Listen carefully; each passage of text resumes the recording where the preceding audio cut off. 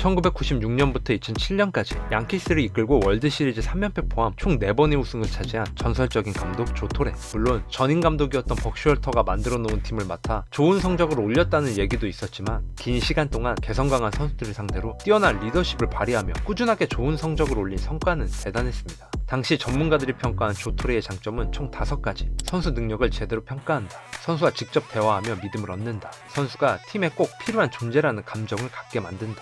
실수에 관대하다. 상사를 내 편으로 만든다.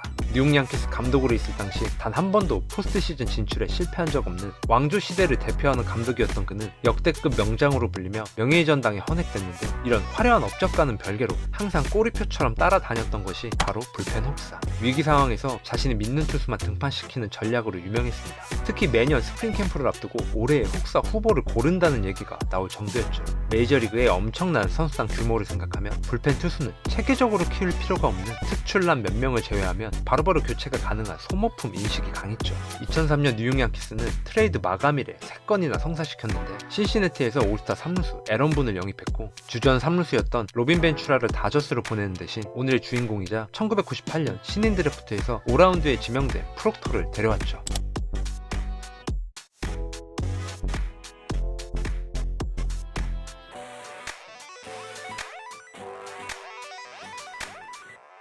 마이너리그 시절 초반에는 선발로 등판했던 그는 트리플 A로 올라가면서 불펜 투수로 정착했고, 트레이드로 팀을 옮긴 후 2004년과 2005년 빅리그에서 기회를 받았지만 6점대 평균 자책점을 올린 언제 사라져도 전혀 이상할 게 없는 성적을 남기고 있었는데, 2006년 스프링 캠프에서 조토레 감독 눈에 들었죠. 그동안 조토레 감독의 선택을 받은 불펜 투수들이 2년 안에 혹사 후유증으로 부상의 늪에 빠졌다고 해도 1977년생으로 30을 앞두고 있는 그에게는 너무나 소중했던 기회. 그럼 프록터는 혹사 논란이 엄청났던 2006년에 얼마나 던진 걸까요? 4월 9경기 16이닝, 5월 16경기 18이닝, 6월 14경기 16이닝, 7월 12경기 14이닝, 8월 17경기 22이닝, 9월 15경기 16.1이닝, 총 투구수 1595개, 페스티벌 평균 구수 94.4마일, 연투는 기본으로 깔고 가고, 특히 30개 가까이 던진 다음날 등판에 20개 이상 던지는 경우도 많았던, 요즘 시대는 물론 당시에도 보기 힘든 혹사였습니다.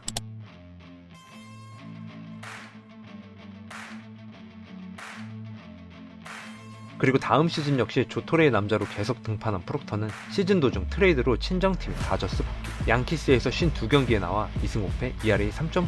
다저스에서는 31경기, 3승 무패, ERA 3.38.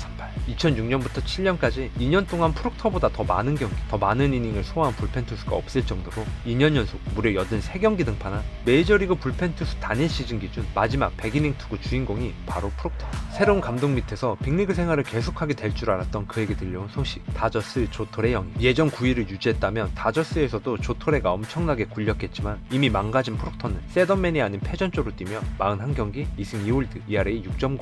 조토레가 점 찍은 불펜 투수는 2년 안에 망가진다는 말과 정확하게 일치. 2009년 토미존 수술을 받고 2010년 애틀랜타를 거쳐 2011년 다시 양키스 유니폼을 입었지만 30 중반을 향해 가는 투수는 전성기 폼을 찾지 못했죠. 예전에는 직구와 슬라이더 조합으로 공격적인 피칭을 했지만 수술 이후 슬라이더 구위가 예전 같지 않아 미국에서 힘든 시간을 보냈다고 말한 프록터. 수술 후 2010년 페스티벌 평균 구속이 91.5마일까지 떨어졌는데 2011년 93.8마일까지 회복했고, 메이저리그에서는 빠르지 않지만 KBO 리그로 눈을 돌리며 충분히 압도적인 스피드라 판단한 한 구단이 그에게 영입 제안을 했습니다. 바로 두산. 2011년 한국으로 와 15승 6패, ERA 2.5, WAR 6.09를 올리며 대성공했던 니퍼트. 하지만 페르난도가 선발과 불펜에서 만족스러운 모습을 보이지 못하자 외국인 투수를 찾던 두산은 마무리 투수를 보강하기 위해 프록터에게 접근했고, 총액 30만 달러의 한국행을 결심했습니다. 2011년 니퍼트에 이어 2년 연속으로 현역 메이저리그 영입에 성공한 두산. 그는 스프링 캠프 도중 구단의 요청에 짧은 휴가를 다녀온 적이 있는데,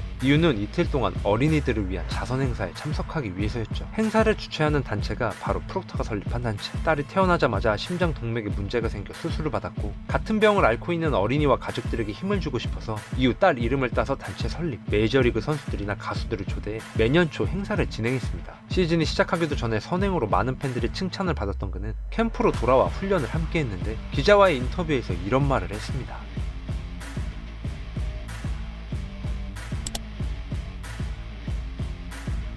마인드가 훌륭한 외국인 마무리 투수. 많은 기대를 받으며 시즌을 시작하게 되는데 넥센 히어로즈를 상대로 개막 2차전 9회 마운드에 올라 한국 무대 첫 세이브를 올린 그는 4월 7세이브로 리그 1위에 오르긴 했지만 매경기 출루를 허용하는 부분이 불안 요소. 5월 중순까지 리퍼트는 다승 1위, 프록터는 세이브 1위, 같은 경기에서 승리와 세이브를 올리는 등 시즌 초반 팀을 2위로 이끈 핵심 선수가 바로 외국인 투수. 팀이 5연패에 빠지자 2이닝 세이브를 올리며 위기에서 구했고 인터뷰에서 타자들의 득점 지원과 수비 등 모든 것이 좋았다. 얼핏 보면 감독이 말한 것 같지만 프록터가 한 말이었습니다. 냉정하게 돈을 벌기 위해 한국으로 온 외국인 선수가 갖기 힘든 항상 팀을 먼저 생각하는 마인드. 프록터의 고향인 플로리다 지역신문과의 인터뷰에서 한국에 대한 칭찬을 한 그가 5월까지 올린 성적은 13세이브, 평균 자책점 0.54, WHIP 0.89. 시즌 초반 불안했던 모습이 사라지면서 흠잡을 데 없는 언터처블 마무리가 될 줄 알았던 프록터. 6월 12일 롯데와의 경기에서 3대2로 앞선 연장 10일에 등판한 그는 주자 2루 상황에서 정보명에게 안타를 허용하며 시즌 첫 불론 세이브, 그리고 이후 2개의 불론을 추가하며 6월에만 3불론. 공교롭게도 아내가 출산을 위해 플로리다로 떠난 후부터 흔들렸죠.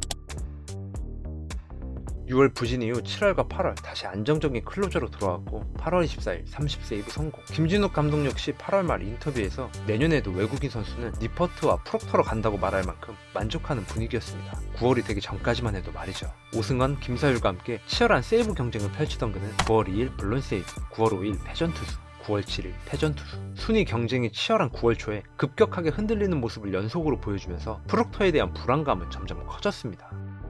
9위가 떨어진 상태에서 마운드에서 여유까지 없어지자 어처구니 없게 보크로 경기를 내주는 등 시즌 초에 보여줬던 프록터의 모습은 찾을 수가 없었죠. 꾸역꾸역 세이브를 올리긴 했지만 아슬아슬한 상황을 스스로 만들어 코칭 스태프와 팬들이 마음 편히 볼 수 없을 정도. 2012년 4승 4패 35세이브, 평균 자책점 1.79, 55.1이닝 15실점, 21볼넷 46탈삼진, 피홈런 0개, WHIP 1.16, WAR 2.38.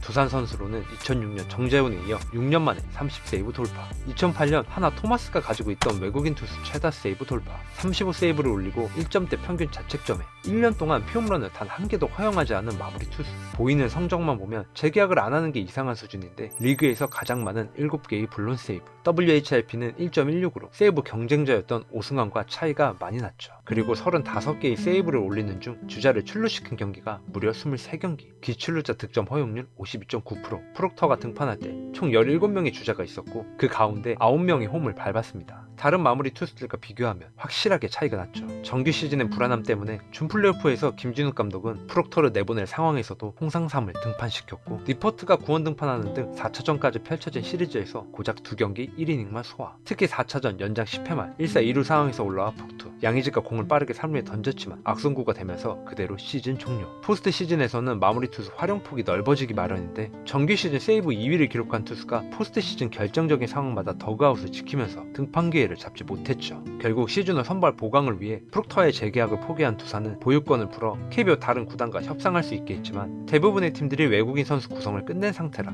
아쉽게도 1년 만에 다시 미국으로 돌아갔습니다. 볼티모어와 마이너 계약을 맺고 트리플A에서 뛰었지만 6경기 7.1이닝 동안 7실점하며 곧바로 방출된 그는 선수 생활을 마무리했죠. 9위는 물론이고 성품도 나무랄 데가 없었지만 안정감에서 아쉬움을 보여 가을 야구에서 외면을 받은 딱 1년만 한국에서 뛰었던 리베라 앞을 지키던 남자 스카 프록터 이야기였습니다. 오늘도 제 영상을 끝까지 시청해주셔서 진심으로 감사합니다.